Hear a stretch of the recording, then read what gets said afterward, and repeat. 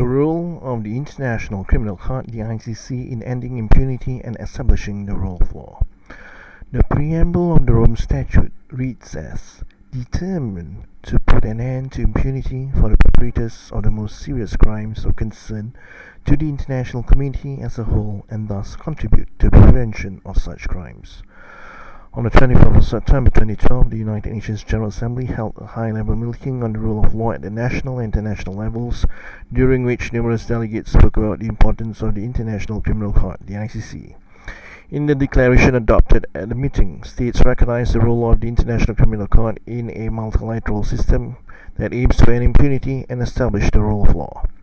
The crux of the ICC lies in enforcing and inducing compliance with certain specific norms of international law, aimed at outlawing and preventing mass violence. Confronted with the extensive perpetration of unspeakable atrocities after the Second World War, the international community articulated an unparalleled call for justice.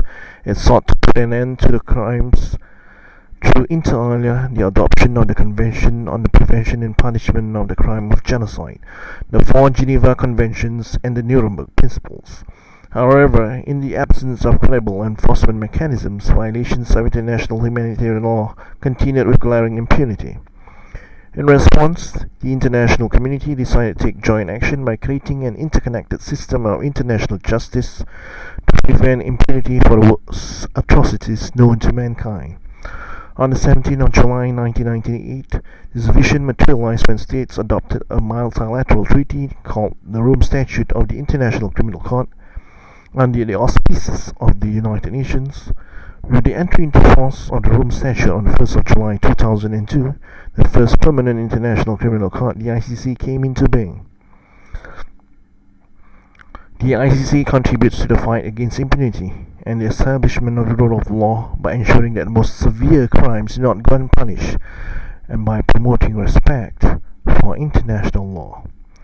The core mandate of the ICC is to act as a court of last resort, with the capacity to prosecute individuals for genocide, crimes against humanity, and war crimes, when national jurisdictions, for any reason, are unable or unwilling to do so. The Rome Statute and the ICC have made particular emphasis in combating impunity in relation to crime against children and women. The Rome Statute extensively codifies such acts and requires the organs of the ICC to have particular expertise on violence against women and children. In fact, gender crimes were featured in a vast majority of ICC cases to date. Even when the ICC's intervention is required, it does not necessarily have to lead to trials before the ICC.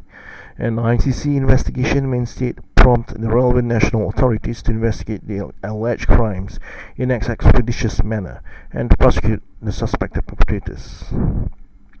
The ICC reduces impunity not only by punishing perpetrators but also by allowing victims to participate in the judicial proceedings and to apply for reparations. These are novel progressive features in international criminal proceedings that empower victims and bring retributive and restorative justice closer together. Another related and innovative aspect of the Rome Statute system was the creation of the Trust Fund for Victims, which has the dual mandate of implementing court-ordered reparations as well as providing assistance to victims and their families irrespective of judicial decisions. Currently, over 80,000 beneficiaries receive assistance from the Trust Fund and its local and international partners. In responding to the particular needs of victimized individuals by enabling them to regain their place within their communities and to build sustainable livelihoods, the Trust Fund is becoming an increasingly visible presence on the nexus between justice and development. The Rome Statute created not only a court, but also a new international legal system consisting of the ICC as well as the national jurisdictions of each state party. Without the rule of law, impunity reigns. By punishing violations of international legal norms and by promoting adherence to these norms, the ICC and the wider Rome Statute system play an important part in advancing the rule of law, thereby reducing impunity. This role is critical given the nature of the specific norms that the Rome Statute concerns. Norms aimed at preventing crimes which threaten the peace, security, and well-being of the world. The acts and omissions which fall under its jurisdiction are so heinous, so destructive, that every effort towards their prevention is worthwhile.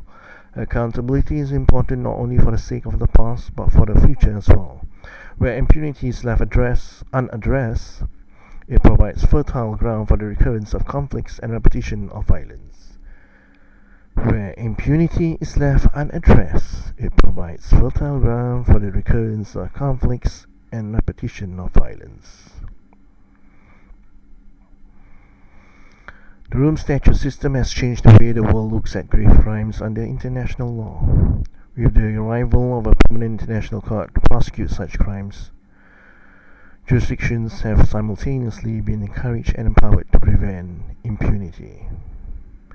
The universality of the Rome Statute will not only extend its legal protection to people everywhere, but will also increase the equality of perpetrators before the law. The long-term value of the ICC and the Rome Statute system lies in both the punishment of perpetrators and the prevention of future crimes.